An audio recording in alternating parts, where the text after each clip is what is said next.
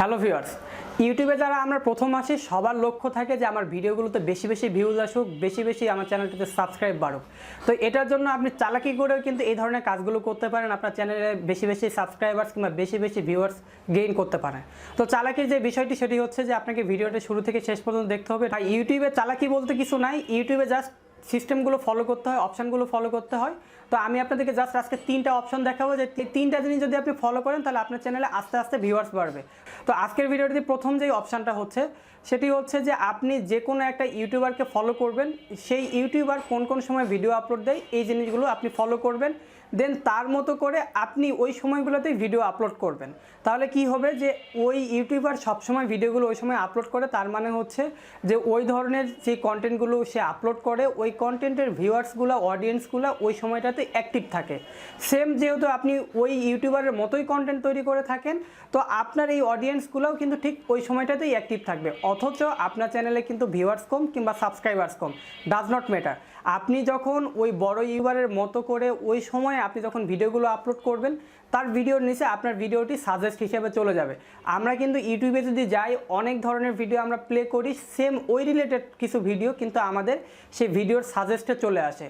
ঠিক আপনি যখন বড় ইউটিউবারের মতো করে সেম লেন্থের, সেম টপিকের, সেম টাইটেলে একটা ভিডিও আপলোড করবেন, ওই বড় ইউটিউবারটার ভিডিওর নিচে কিন্তু আপনার চ্যানেলে ভিডিওটি সাজেস্ট হিসেবে চলে যাবে।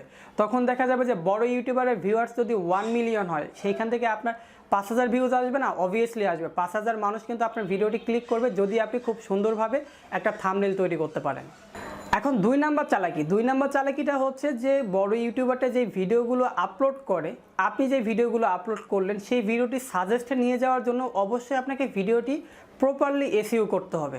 আপনি যদি এসইওতে দুর্বল হয়ে থাকেন তাহলে অবশ্যই আমার এই চ্যানেলে কিন্তু এসইও নিয়ে অলরেডি দুই তিনটা ভিডিও দেওয়া আছে, সেই ভিডিওগুলো দেখলে অবশ্যই আপনি এই এসইওতে দুর্বলতা কাটিয়ে উঠতে পারবেন।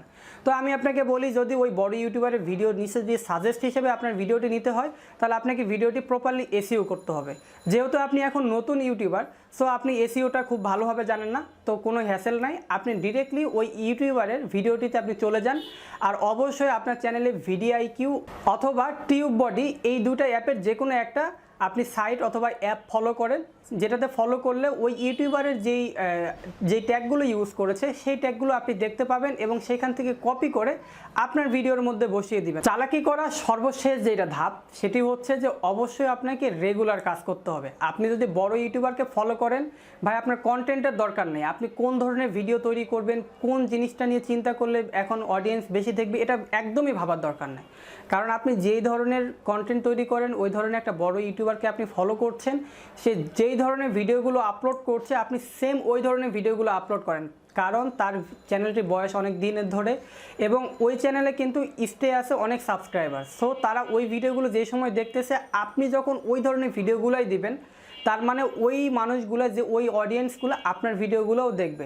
সো আপনি যখন আপনার চ্যানেলের রেগুলারিটি রাখবেন, ওই বড় ইউটিউবারকে দেখে ওই ধরনের ভিডিওগুলো যখন আপলোড করতে থাকবেন, ওই বড় ইউটিউবারের কিছু সাবস্ক্রাইবার্স অবশ্যই আপনার চ্যানেলে আসবে, যদি ওই ইউটিউবারের কিছু ভিডিও থেকে আপনার ভিডিও অনেক বেশি ডেভেলপ করে। আজকের ভিডিওটি এই পর্যন্ত, যদি ভালো লেগে থাকে অবশ্যই সাবস্ক্রাইব করবেন।